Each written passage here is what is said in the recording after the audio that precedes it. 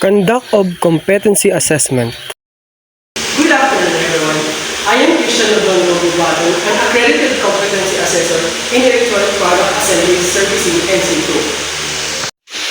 I would like to acknowledge the presence of our processing officer, Ms. Marian Delitar, AC Manager, Ms. Abad,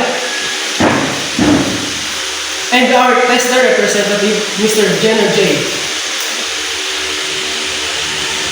You do not have to worry about his or presence. They are going to oversee the conduct competency assessment and to check if the conduct is in accordance with the prescribed competency assessment methodologies and procedures. They will not assess you. So before we start, please submit your admission slips. Thank you. Thank you. So, as I call your name, please acknowledge by raising your hand inside the attendance sheet. Ms. Marian Delitar, please sign.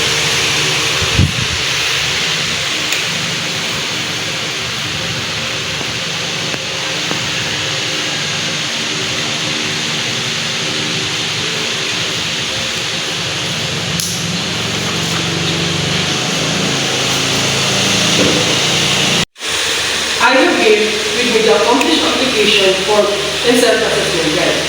This is an indication that we know and can perform different units of competency enumerated for electronic product assembly, servicing, and NC2. I would like to welcome all of you to our Center of Your Assessment in Electronic Product Assembly, Servicing, NC2.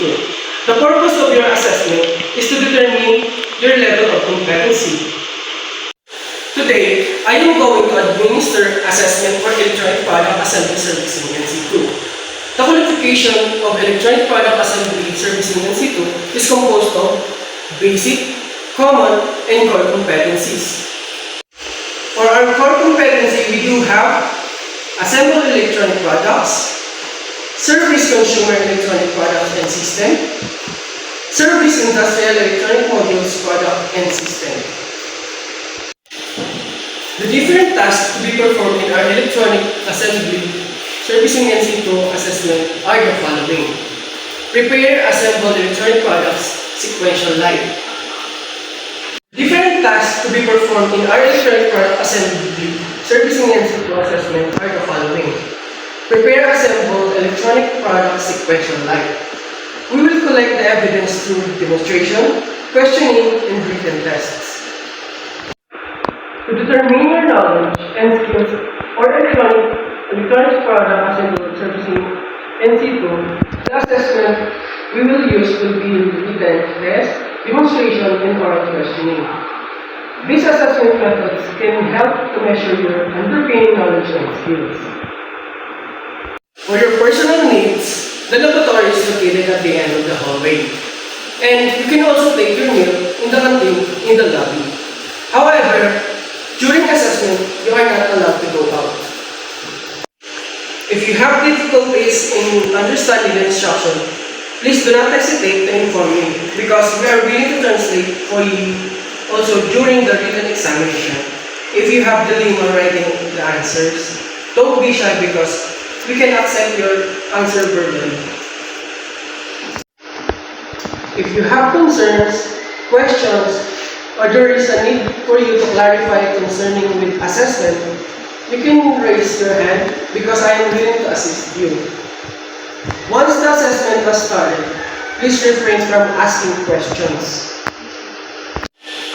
Also, if you have physical or any form of difficulties, do not hesitate to call my attention in order to address it.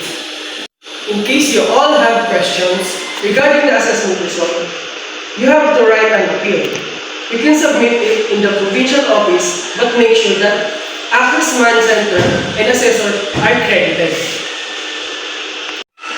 From the issuance of national certificate, the AC manager shall inform you where you can claim it and impart working days after the assessment. After the assessment, and you found not yet competent, don't worry about it because you can be reassess anytime in your own convenience. In case the reassessment is full qualification, you need to undergo the whole assessment process. But if you are found to be competent in another unit of competency, the assessment shall focus in the competency that you are not yet competent. Also, if you fail 2 consecutive assessments, you will advise to undergo a refresher course before reapplying for the assessment.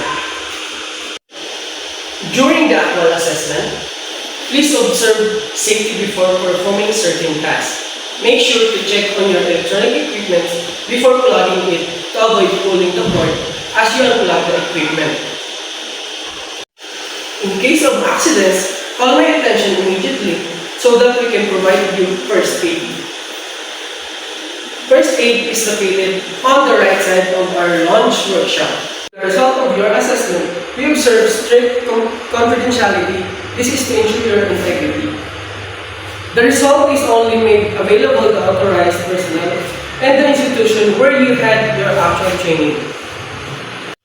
If you don't have any questions and clarifications, I'm going to distribute the specific instruction. Please read it carefully and do not hesitate to ask questions right now.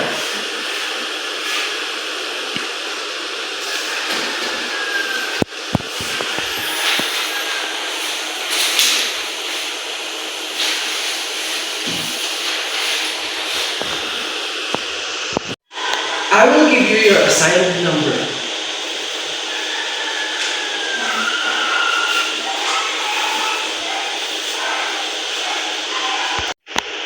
So, everybody must be very ready now. Candidate number 1, you may proceed to the assessment area, and for the rest, please remain. I will call you by your number.